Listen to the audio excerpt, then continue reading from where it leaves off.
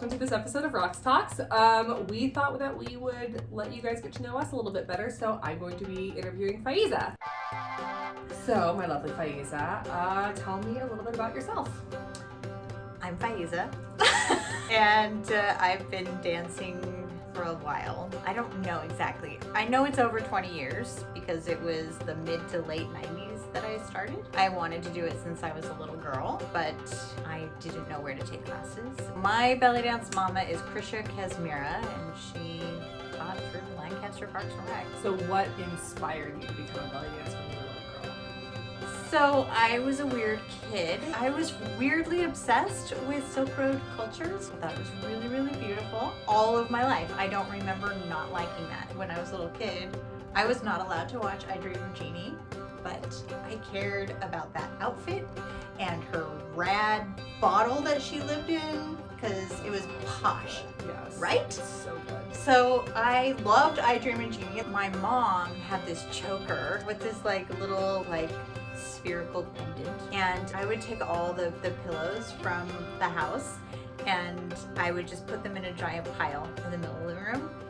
And I had these pink harem pants for dress up that I wore until they were up to my knees, and I would just sit on the pillows. That's all I would do, is just sit on the pillows in what I fancied was a most regal manner. And I put the choker on my head, so then I had a little, because that to me meant that I was a Persian princess. And so yeah, I did that when I was a little kid. I did my first belly dance performance when I was 4 years old. I had a little sailor bikini, and my mom never gets rid of anything, ever. She still had all of her scarves from the 50s when she was a teenager. And so I tucked those in around my bikini bottoms, and I did a dance. I had no idea, obviously, because I was 4, but I did a dance and everyone cheered for me, so that was the beginning. Yes, my origin story, yes. I similarly had so many scars. My mom, I think it was actually her oldest sister, my Aunt Berta, and my grandma Nelsine scars, but it might be in the closet right over there. Boxes full of scars. So I similarly played with scars. Played with scars. Scars are the gateway drug. Scars are the gateway to belly dance. What do you consider your specialty with belly dance? I think that my specialty is drawing in my audience. One of the things that I love is when somebody who is from one of the Minat cultures. When we say Minat, it's for Middle Eastern, North African, and Turkish. For those of you who don't know yet, yes, we're going to be using it a lot. When they come up afterwards and they say something like one time at the Poppy Festival, which is a huge festival that happens every year here in the Antelope Valley because the California Poppy Reserve is nearby. I performed this Turkish number one time, and this lady was off to the side, and I could see her smiling really big and also crying. And so after I danced, I came off the stage and I went over to her, and she could barely speak any English, but she was like, "You made me feel like I was at home."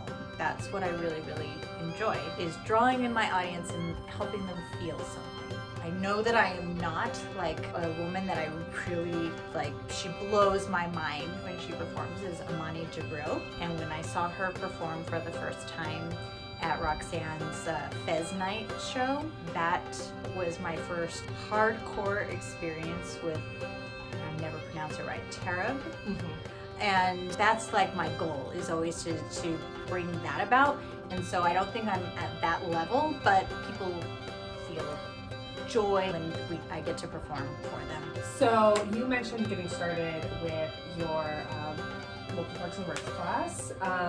I guess, how did you get started in your professional career? I'm really fortunate because Krisha was my teacher. Krisha was really super militant. She wanted us to be our own dancer. That was what she really tried to instill in us was to develop our own voice, still within what was appropriate. And if you look at, like, if you watch the dancers from the golden era, they're distinctly Egyptian or whatever, but they're still this person's style. One of the things that Helena Vlahos talked about was how the dancers would study each other's moves, but they would never steal what made them special. So nobody would do the coin flip trick on the stomach exactly the way that Helena does it. I don't even remember what you asked me. Sure. It was how you got started professionally.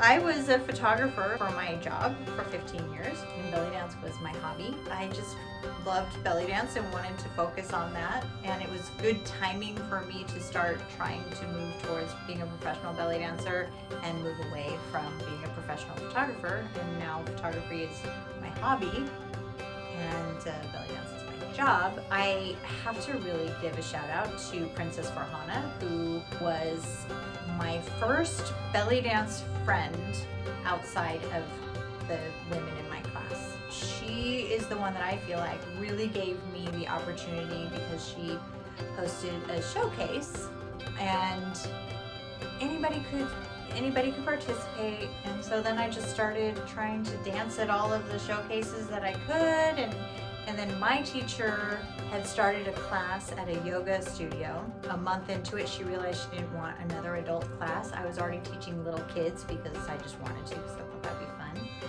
And I didn't think that I was ready to teach adults, but she called me up and she's like, I don't want to teach this class, but you're the only one that I can think that can teach it. And I was like, okay.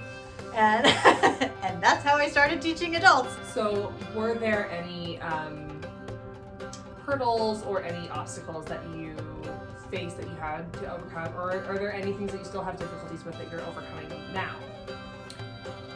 Yes. I want to be a good belly dancer. Sure. Can you give examples, please? Yeah, there's hurdles. I mean, there's a meme that cracks me up, and it's like this belly dancer, and it says, how to become a millionaire as a belly dancer. Start out as a billionaire. Because if it's your hobby, it's a very costly hobby.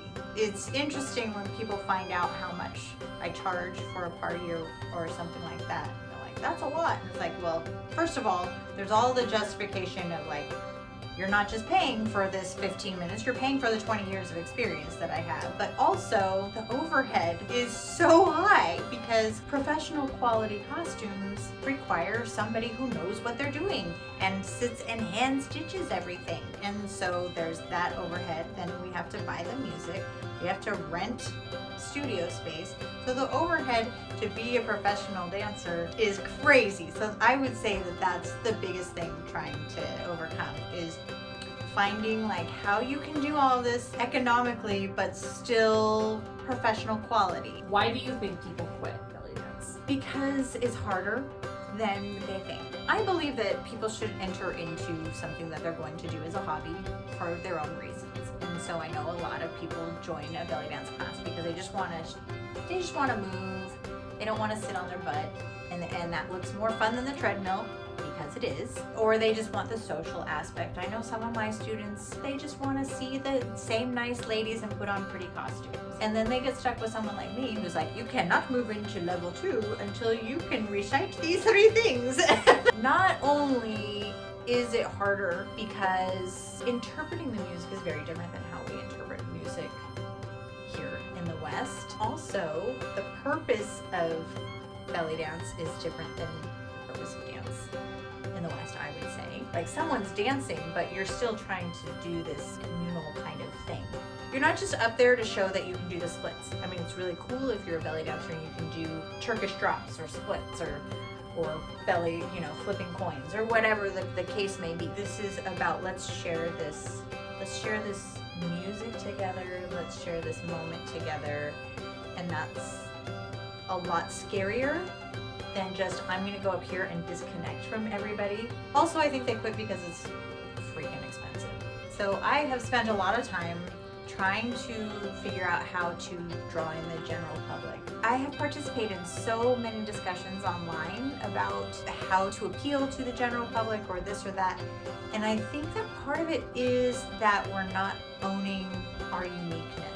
Like, we're trying so hard to appeal, so we have all these troops that are just sanitized. Here is what people want, is a bunch of skinny white dancers. But that's not necessarily what they want. They want to see good dancing and they want to feel something. And that's what makes belly dance so unique, is that we can make people feel something, because the music is so full of feeling and our movement can be so full of feeling. And my whole theory is, like, I want to have perfect technique so that I can evoke any emotion that I want, and I'm not hindered by my body's limitations.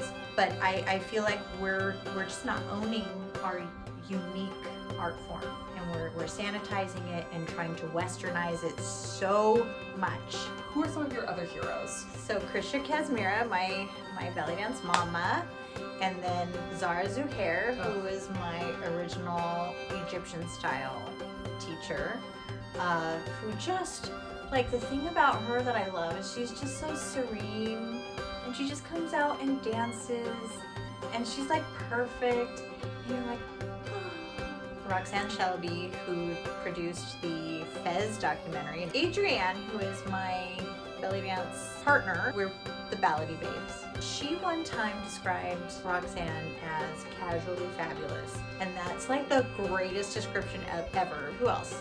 Laura Lale. Every time I watch her, she's like this Disney princess, belly dance Disney princess. First time I ever saw Corey Zamora perform live, my jaw hit the floor. I mean, I knew about her. I already owned a couple of her videotapes even. Right. But I had never seen her perform live, and she just, like, she's so fierce. Corey Zamora is a role model for every non-mainnet dancer, because she is somebody who has so fully investigated and embraced every aspect of this dance. When it comes to the rhythms, when it comes to the movement, when it comes to what these things mean in the cultural context, she is a font of knowledge. She is what we should all aspire to be. Corey, like, she just tells it like it is, and she'll be on the show. Okay, two more questions. Two more, but there's so many. Don't ask me every single question. Don't talk for forever on each question. What are some of your favorite songs and or musicians? My favorite song to belly dance to is not an Arabic song, but I think it's Armenian. And that is John Bilasikian's version. What? Nothing. Did you say Jamila? I did. Yes. Because that's my all-time favorite thing to dance to. But if I had to choose an Arabic song, Habibi Aini. Favorite artist? My current favorite is very controversial. Everyone's mad at him. Everyone's mad at him because he acts like a pop star. Mohammed Ramadan, by the way. But his stuff is so fun and catchy. I mean, how can you not love?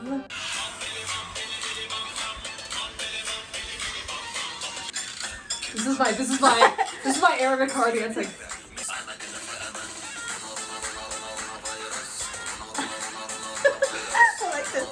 Dance break. So yeah, I mean, he's just really good at having party music, and it's fun. What are your pet peeves? Everyone should be where they're at. If you're performing at a festival and you've only been dancing for 3 months and you're getting out there and you're dancing and you're still kind of awkward and you don't really understand the music real great yet, you've only been dancing for 3 months, that's fine. I'm gonna cheer you on. If, however, you do that at the 3-month mark and nothing has improved at the next festival a year later, you have not made improvement a priority, which means you do not respect your audience. Where can we find you, and what are your social media handles? Here. You can find me on Facebook, and I have a fan page which is very cleverly titled Faizeh. And Instagram, Faizeh_Raqs. And on TikTok, it's also Faizeh_Raqs. Pro tip for new dancers: when you create social media, it helps to have the same tag for like friggin' everything. So we covered a lot of material today. If you disagreed with us, tell us. If you agreed with us, tell us. Just be sure to like and subscribe and then comment in the comments below. In the comment section. This has been Raqs Talks. We put out new videos every Wednesday, so be sure to tune in next time.